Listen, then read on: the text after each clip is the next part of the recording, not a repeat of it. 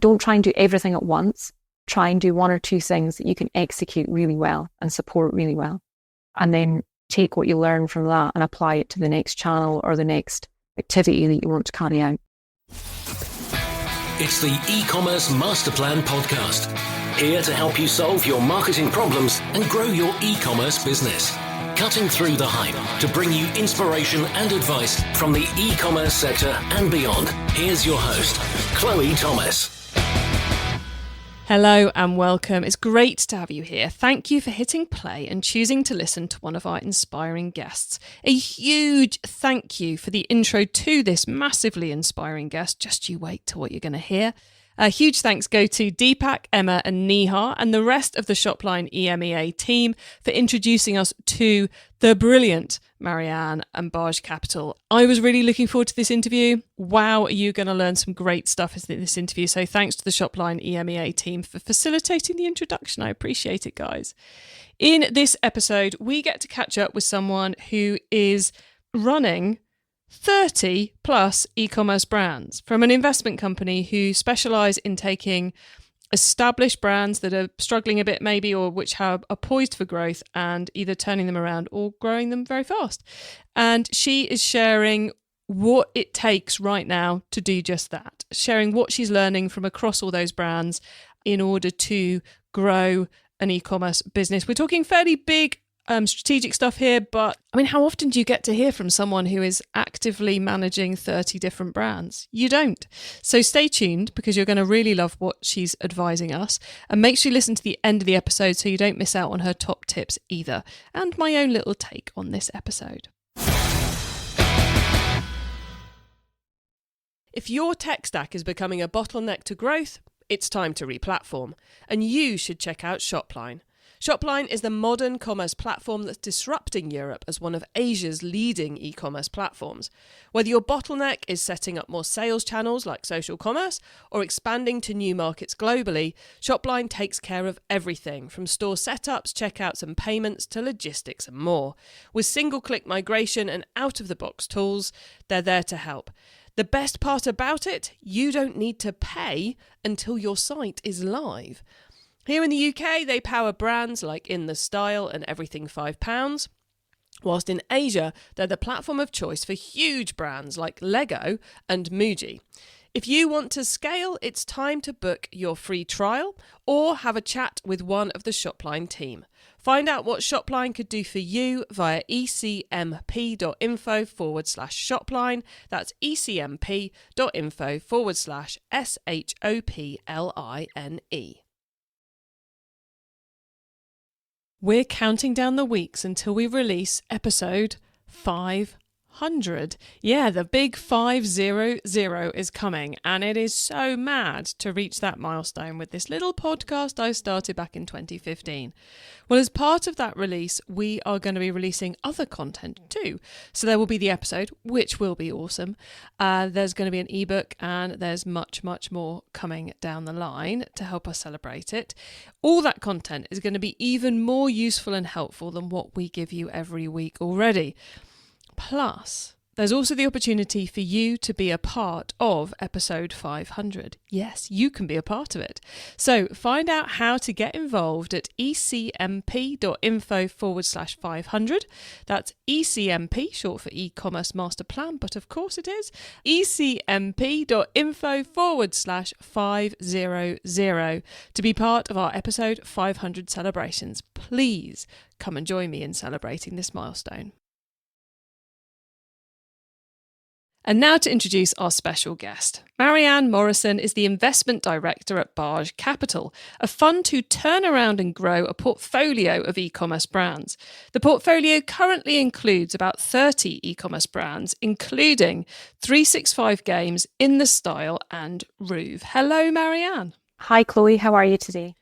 I am great. Really excited to get to chat with you because you have such a cool job being able to play.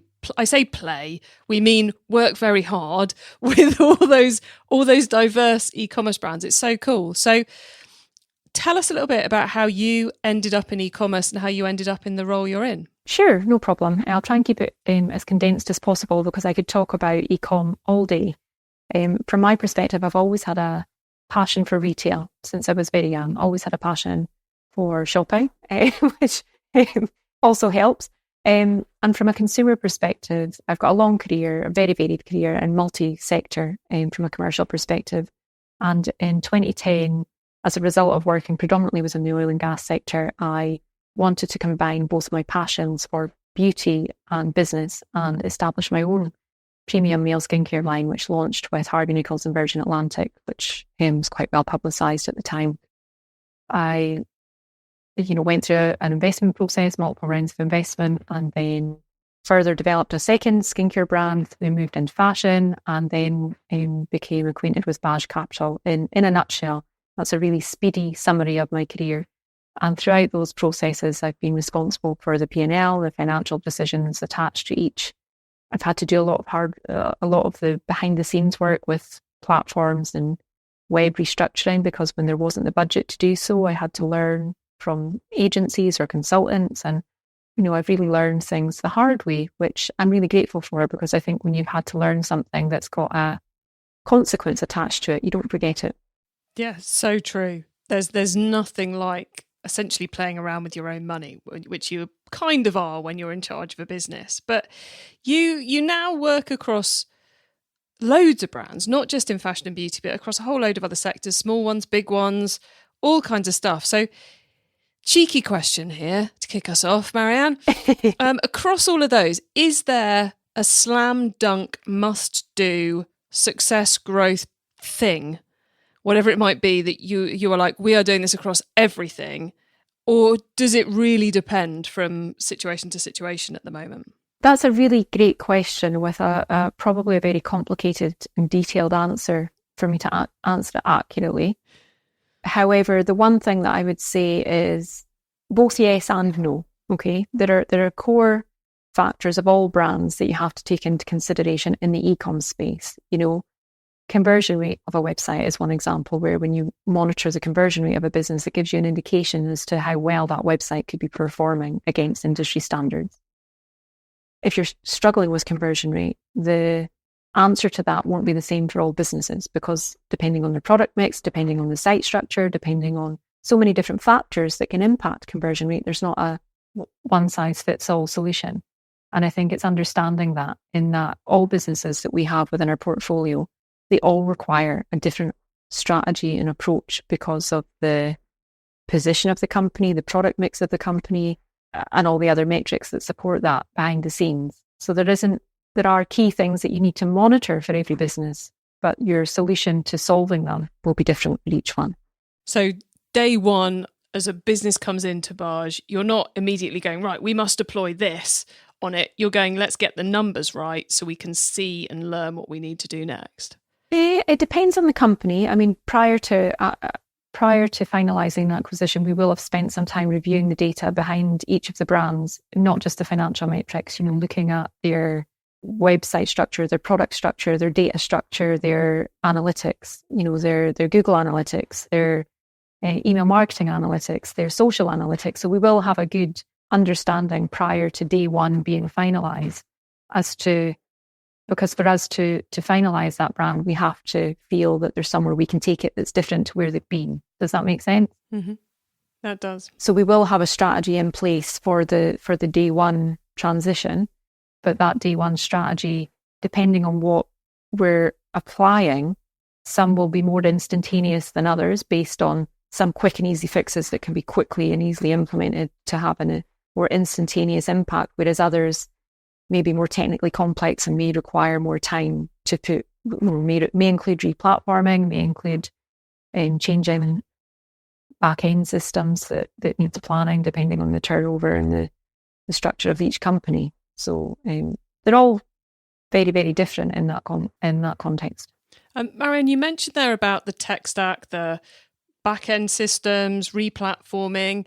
I feel like in the tech world at the moment, we're at a big, not necessarily a turning point, but a big point of opportunity for brands, which is the tech has taken so many leaps forward in the last 2, 3, 4 years that there can be an awful lot to be gained by doing a big tech re-implementation, re-optimization process, which might include changing everything. It might include changing specific things and different integrations.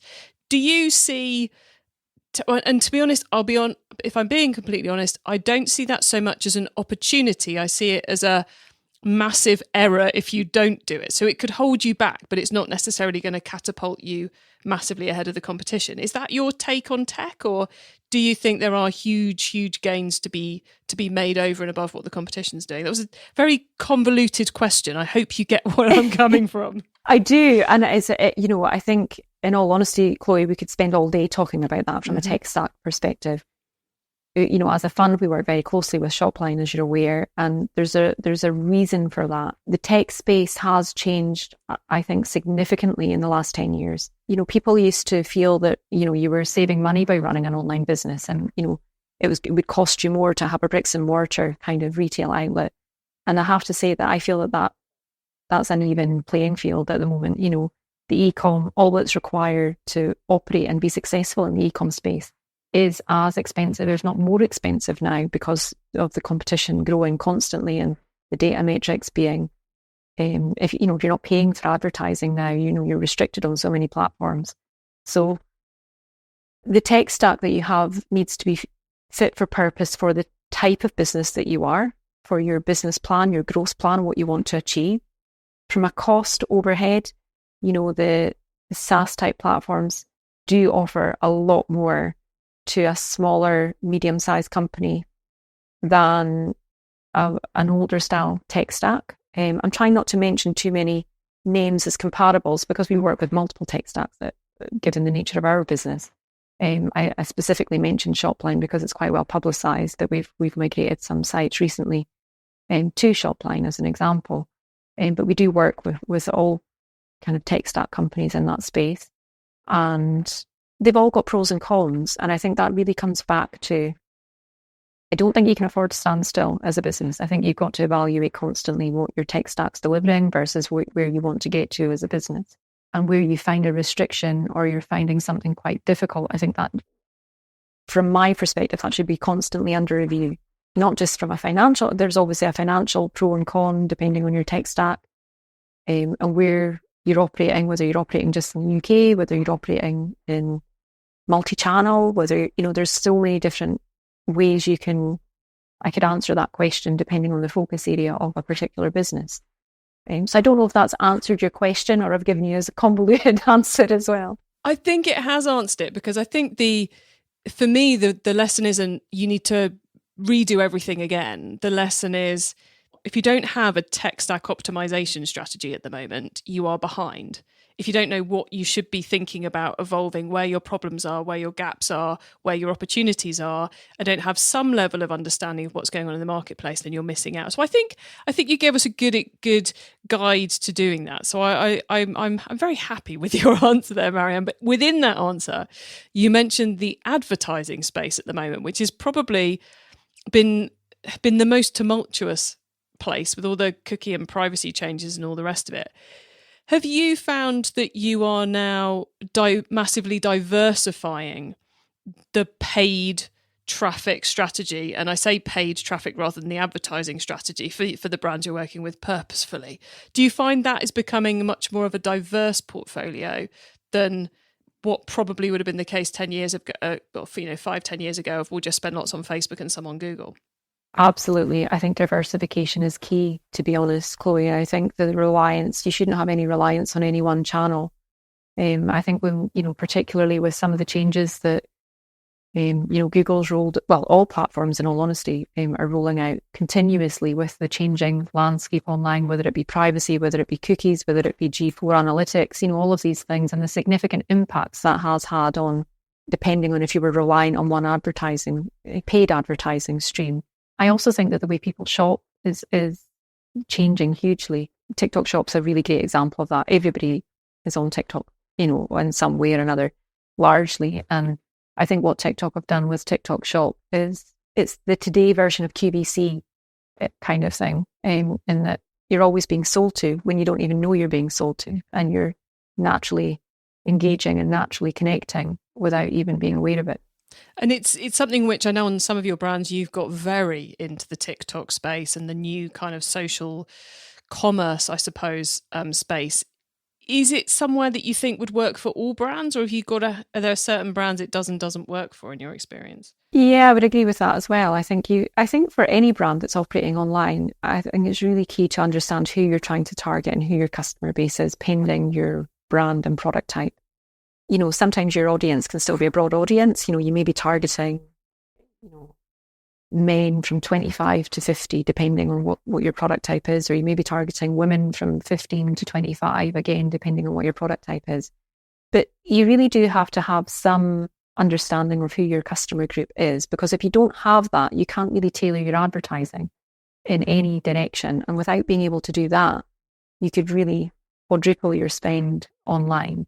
And there's all sorts of different strategies you can deploy in all paid ad platforms, depending on, whether you start with a broad audience, whether you go super targeted, and there's lots of pros and cons to doing both. And I would recommend a different strategy, again, depending on the brand and who you're targeting and what the metrics were, what they tried before, what the data profile looked like within each account. There wouldn't be a one size fits all in that, but I do think diversification is key. And I do think that all brands should be constantly trying to communicate with their customers using different platforms, using different ways, and not just to do paid. I think paid is one revenue stream that it needs to be prioritized, but I also think that how you engage with your customers in an authentic way is equally important.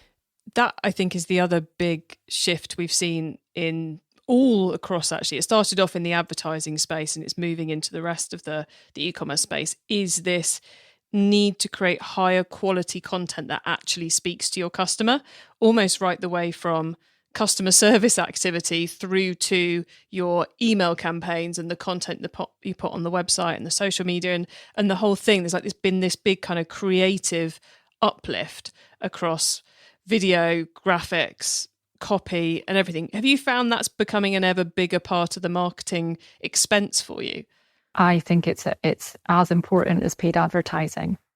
The one but that I would have would be that don't engage an agency or a company or people to do it without the brand being included, so that it has to be authentic. I think so many brands spend so much money on external support who have expertise in creating videos or who are great photographers or who are great within their own niche.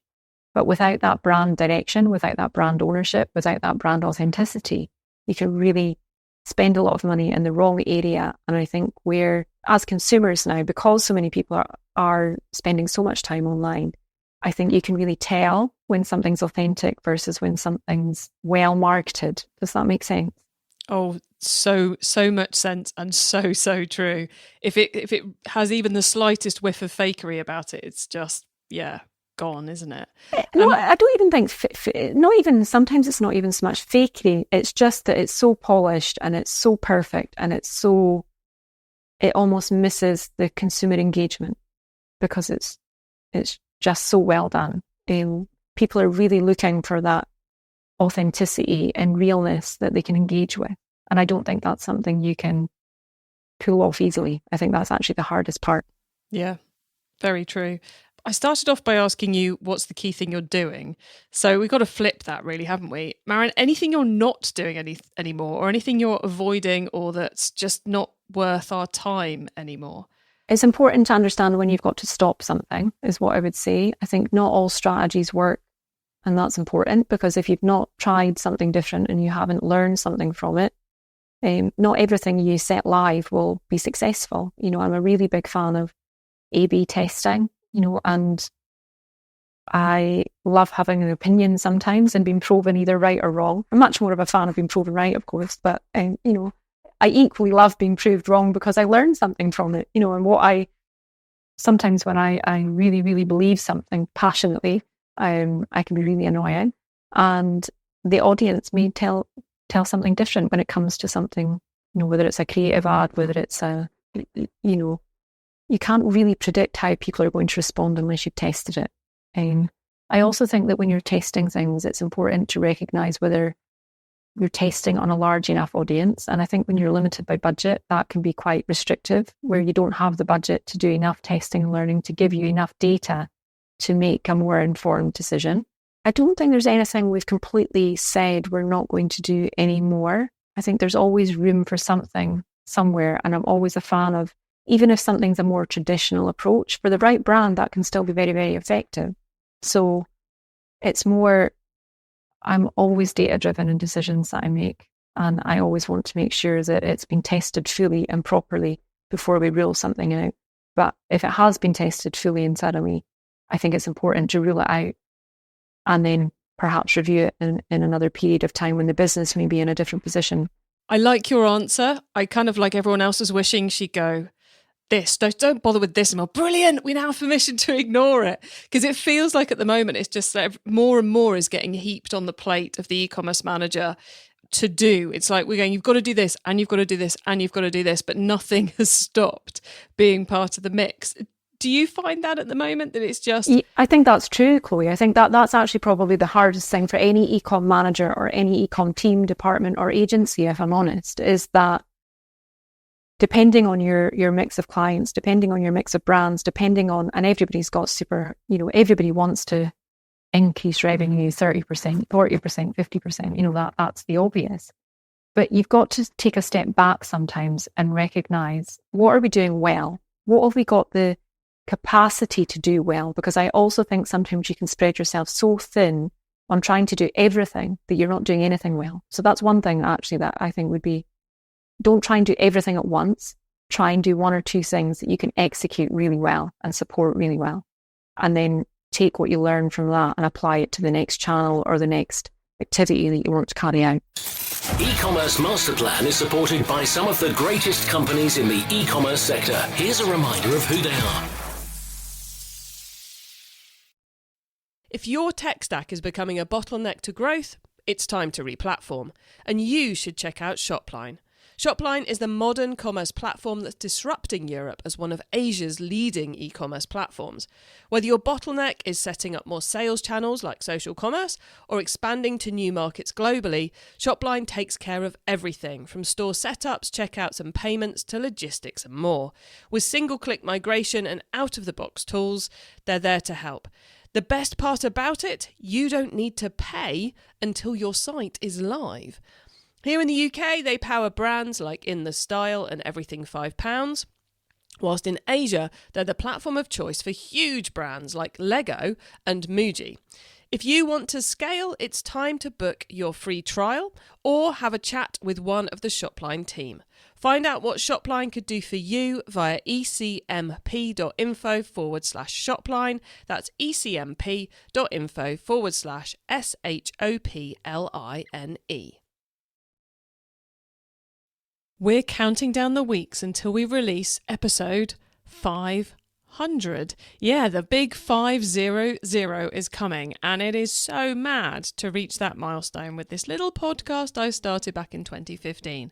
Well, as part of that release, we are going to be releasing other content too.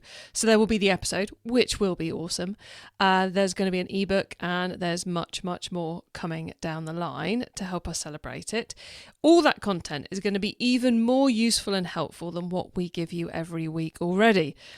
Plus, there's also the opportunity for you to be a part of episode 500. Yes, you can be a part of it. So find out how to get involved at ecmp.info/500. That's ECMP, short for e-commerce master plan, but of course it is. ecmp.info/500 to be part of our episode 500 celebrations. Please come and join me in celebrating this milestone. It's time for the top tips round. Okay, I love this section because, like Marianne's been giving us already, it gives all of us some really quick ideas for taking our businesses to the next level. So, Marianne, are you ready for the top tips? I am.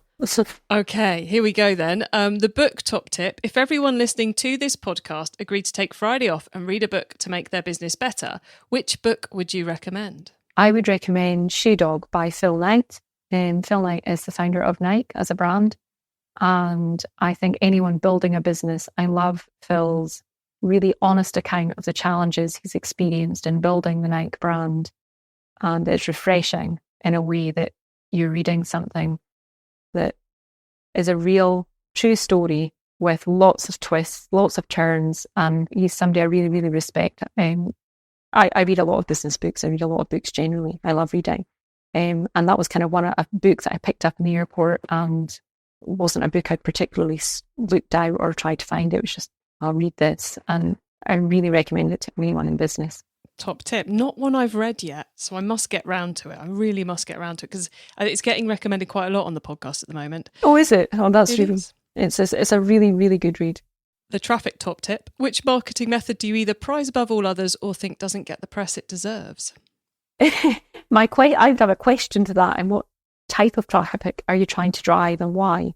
Traffic for the sake of traffic isn't particularly worthwhile. So I think it's what you're hoping to learn from the traffic. I would probably look to understand more before answering that fully. I think that's a brilliant answer to that question, because it's so easy to drive terrible traffic. It's so hard to drive good quality traffic. So and it fits with so much of what you've already been telling us, Marianne. Look at the numbers, everybody. The next one then is the tool top tip. Maybe a collaboration tool, a social media plugin, a phone app, or just a way of working. Is there a cool little tool you use that makes you and your team more efficient from day to day? We use so many different tools. Again, I don't think there would be one tool or system I could call out above the others, because some are really, really effective in some businesses and some are really, really effective in other businesses, depending on what we're trying to achieve. I think I'm a little bit old school, and that communication between your team is really, really important, because you can have somebody who's expert in one area, expert in another area, and they're not talking to each other. They're not sharing that information. I think sharing that information, whether it's on a daily stand-up, whether it's on a weekly call, I think the core people as part of your digital marketing results team should all be communicating and sharing ideas together, talking about what worked and what didn't work. Oh, so true. Especially one of the things we didn't get onto earlier was, there is definitely a move towards success coming from breaking down those silos, and something as simple as you were saying about a daily stand-up or a weekly call can make such a big difference. So I love that as a suggestion. The carbon top tip, finally. What's your favourite way to reduce the carbon footprint of an e-commerce business? The two biggest things from that perspective in an e-com business will be both energy and packaging. Packaging is always the kind of out with energy the biggest spend. I think from a packaging perspective, we always try and source everything that's recyclable as much as possible, and out with that, making sure we're efficient in all of our operations from a cost perspective as well as a carbon perspective. Two brilliant things to do there. Thank you very much, Marianne. Now, before we say goodbye, could you please let the listeners know where they can find you and your business on the web and social, please? Yeah, sure, absolutely. You can find Baaj Capital, baajcapital.co.uk is online, and you can reach out to us if you are in a challenging situation, if you're looking for growth funding. We sadly don't support startups or early stage companies, but that's because of our global expertise in supply chain is best suited to those in a growth or turnaround situation. I'm happy to direct you to some early stage or startup funds for anyone that's in that space. And you can find me on LinkedIn also. I'd be happy to give any recommendations I can to anyone looking for support. Brilliant. Thank you so much, Marianne. I'm sure you're going to get a fair few people getting in contact with you in the very near future.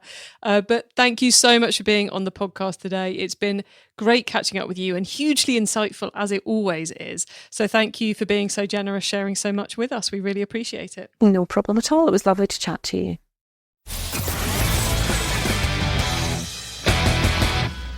So some super duper advice there from Marianne on what it's taking to turn around and grow e-commerce brands right now. I love the practicality of her answers. No quick, obvious wins. No do this, do that, don't do this, but more that approach you need to be taking to build that success.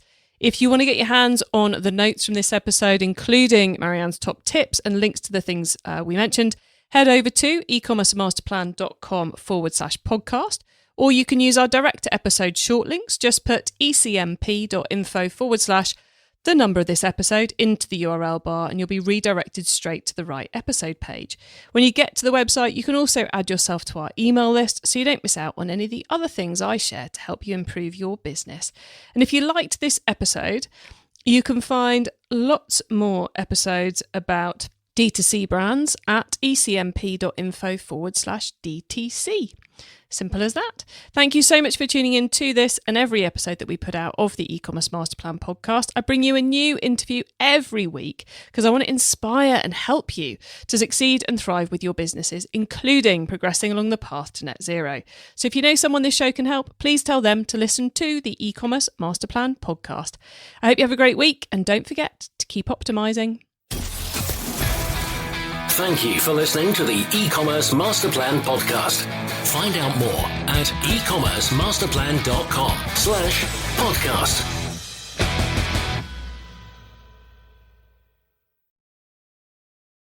If your tech stack is becoming a bottleneck to growth, it's time to replatform, and you should check out Shopline. Shopline is the modern commerce platform that's disrupting Europe as one of Asia's leading e-commerce platforms.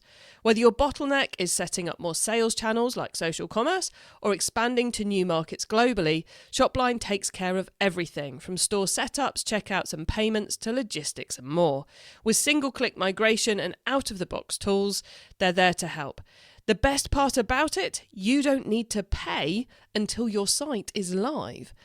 Here in the UK, they power brands like In The Style and Everything £5, whilst in Asia, they're the platform of choice for huge brands like Lego and Muji. If you want to scale, it's time to book your free trial or have a chat with one of the Shopline team. Find out what Shopline could do for you via ecmp.info/Shopline. That's ecmp.info/SHOPLINE.